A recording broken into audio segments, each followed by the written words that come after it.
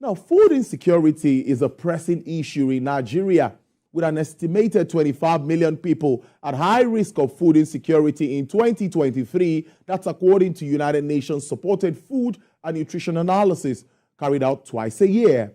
Perhaps this underscores why the federal government declared a national emergency on food security due to record inflation that made basic food unaffordable for many.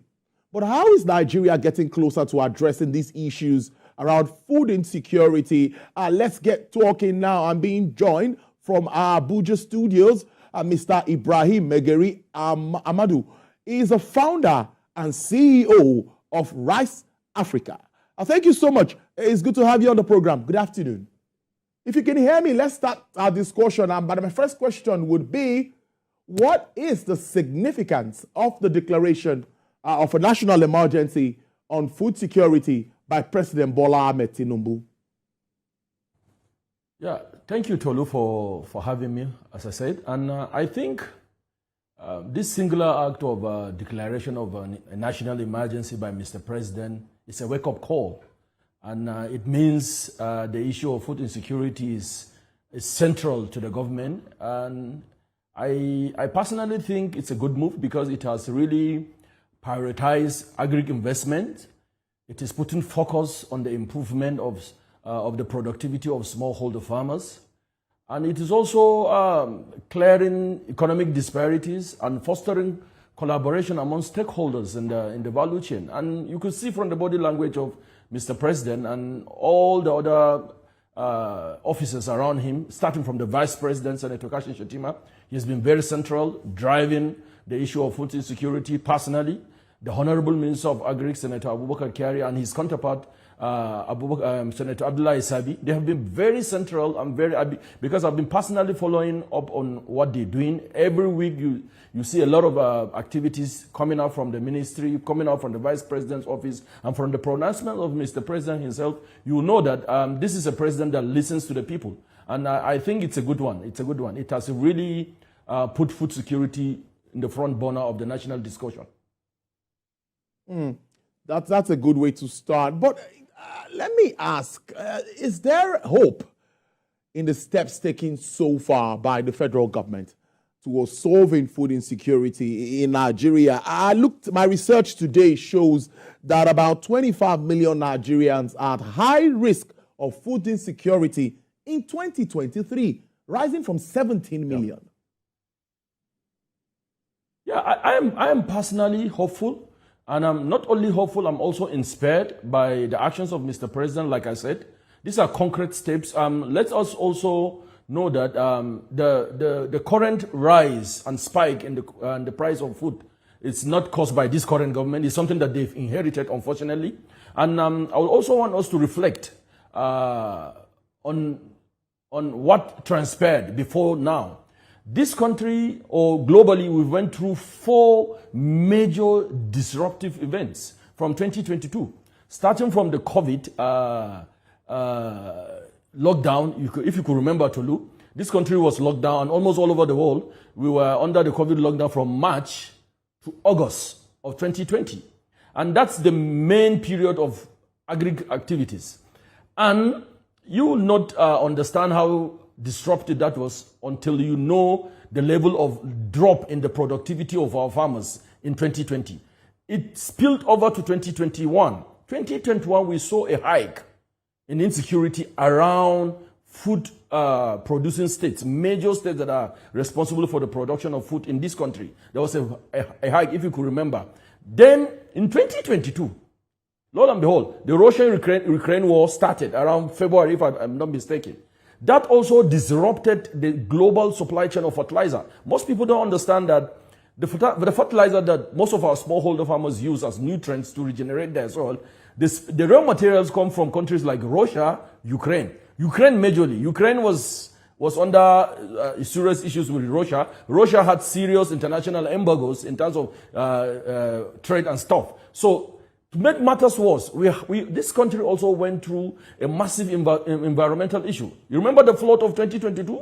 It started from around May to October. That flood destroyed over 8.4 million metric tons of 14 variety of crops. over 860-something thousand hectares of farmlands and agricultural infrastructures were destroyed in 2022. So I believe, in my own personal opinion, I believe what we are facing today is a culmination of these disruptions from 2020, like I said, to 2021 and to 2022. But I feel inspired because this president has taken the bull by the horn and declared an emergency. He didn't create the disruptions. Some were environmental, some were as a result of externalities like the Russian crisis and the Ukraine crisis. But fortunately, this year, we've seen about 30-something% increase in production, and we've seen less than 10% of insecurity in most farming, which is a plus to the government. Coupled with the fact that the president now has made food insecurity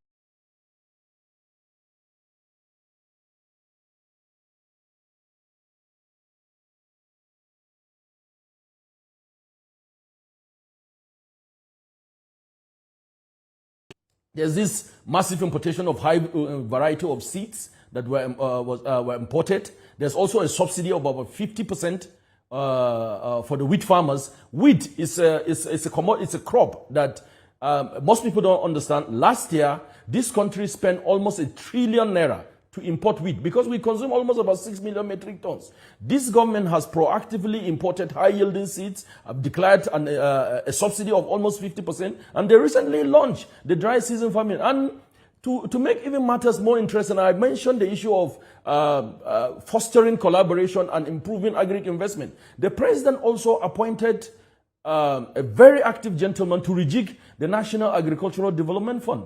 And the National Agricultural Development Fund, I think, will play a very key role in driving the food agenda and the national emergency on food agenda of Mr. President. I'm very hopeful, and I believe they are on the right track. Interestingly, this takes me to asking you that, in your thoughts, what really are the real reasons responsible for the current high cost of food in Nigeria? Many will be quick to say insecurity and all of that, but can you break it down for us? What really are the issues? So, apart from the issues that I mentioned, and I've been saying this for a long time, and if we want to really deep dive into the issues of food insecurity, we need to look at it from a lot of perspectives. Like I mentioned, there are externalities like the Russian crisis, the coal, the COVID-19 crisis, the insecurity crisis. But to be frank, the real reason for the perennial rising cost of food has a lot to do with underproductivity of the smallholder farmers, which I believe this government is addressing by declaring a food emergency. Our smallholder farmers are grossly underproducing. Let me give you context here. If you take, let's say, maize, a typical maize farmer in Nigeria, the best you can get per hectare is about 2 tons per hectare. In countries like Zimbabwe, close by here, you get about 9 or 10 tons. Abroad, it's almost about 14 to 15 metric tons per hectare. That is a very serious issue that we need to look at. What are those reasons? What are those fundamental reasons? We call them the 7 fundamentals. There are 7 fundamental touch points that smallholder farmers go through. And if we really want to solve permanently food insecurity in Nigeria and most of sub-Saharan Africa, we need to critically look at these 7 fundamentals. We need to provide access to mechanized land preparation. There's a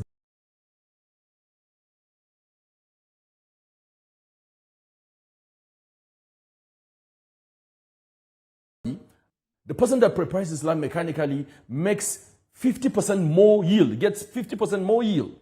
Number 2, we need to look into the issues of high yielding quality seeds. Most of our farmers, almost 80%, over 80% of our farmers, to be frank, plant grains, not seed. There's a difference between planting a certified seed and grains. I mean, you need to research into the technology of seed production. It starts from the breeder. The breeder gives back to the foundation seeds. The foundation seed gives back to the certified seeds. The certified seed is what the farmer is supposed to plant. What the certified seed gives back to is the grain. But unfortunately, in Nigeria and most sub-Saharan African countries, the smallholder farmers plant grains. So the yield starts dropping. It's like When you plant first generation grain, the next season you plant second generation, the next season you plant third generation, fourth generation. Right now, farmers are planting 20th to 30th generation of seeds. Number 3, chemicals. We need to improve access to our smallholder farmers to get quality chemicals that will help them kill off weeds and to boost because weeds compete for nutrients with the crops. Number 4, fertilizers. Our farmers need to get access to affordable, on-time delivery of fertilizers. And this is one of the things that I'm so hopeful about that this current government is addressing, because I saw the Vice President talking about this a few days ago. On-time delivery of unadulterated fertilizer. And not just for any fertilizer, crop-specific fertilizer and soil-specific fertilizer. The Nigerian Institute of Soil Science did a research that I call on agri enthusiasts to go and read. It's massive. It gives you perspective on, because fertilizers, you don't just use fertilizers anywhere. That fertilizer that you use in Sokoto will not be the same fertilizer that you use in Enugu or in Calabar because of the various nutrients in the soil. Like in the Northeast, we have a lot of potash in our soil. So when you're taking fertilizers to the Northeast, you don't give the fertilizer that comes with the potassium component in the blending. So this is number 4. This is a very critical issue. And number 5, farm extension. Most of these farmers do not have anybody to tell them what to do or how to do. They are using age-old techniques. They don't use best agronomic practices. And of course, number 6, harvesting, mechanized harvesting. Context here, 1 hectare of a rice farm, when harvested mechanically, you save. Lastly, farmers. Our farmers are subsistence farmers. And you should know that 80% of the food that we eat in Africa is from smallholder farmers.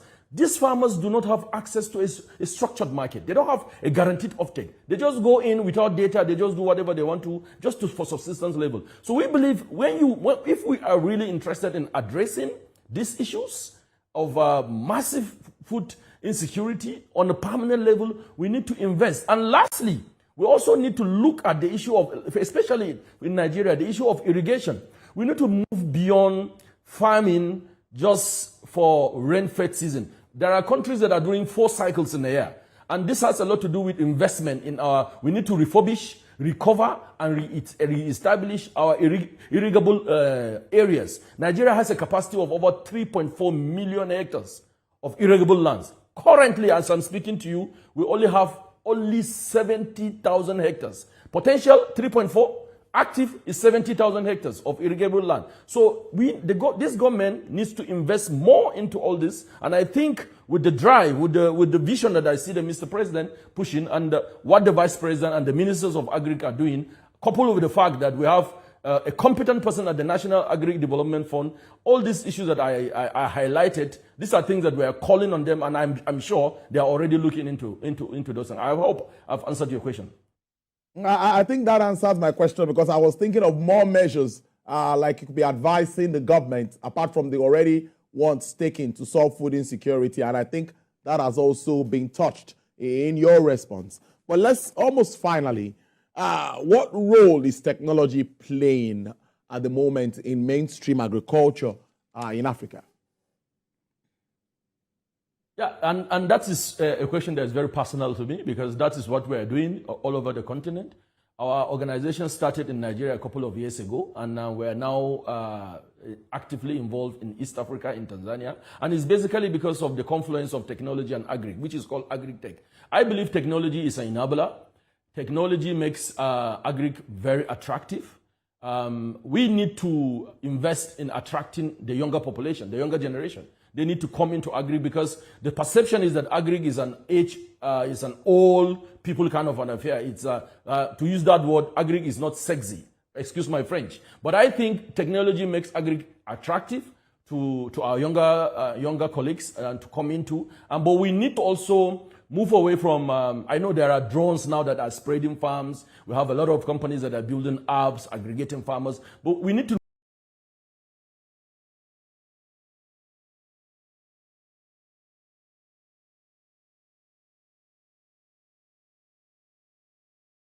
application that can detect contaminated or adulterated inputs, agri inputs. I think technology has a role to play, and And I think the country is doing very well. And towards that, a lot of companies are coming up with a lot of applications to push that narrative. So technology is the way to go. Confluence of agri and technology is going to take the sector into a different ballgame altogether by attracting a lot of energy of the younger generations into the sector. Now, finally, we've highlighted a lot of issues here. We've gotten preferred solutions and all of that. So when do you think that Nigerians will start to see the impact of all of these moves being made that you've commended and are being made by government? When do you think we'll start to see it putting food on our tables? That's what Nigerians want to see. That's all. That's all. Yeah, and that's a very interesting one. And the interesting thing about agriculture is that the impact that the government has been making, what the government is investing into strengthening the sector, we may not see the impact this year, for instance.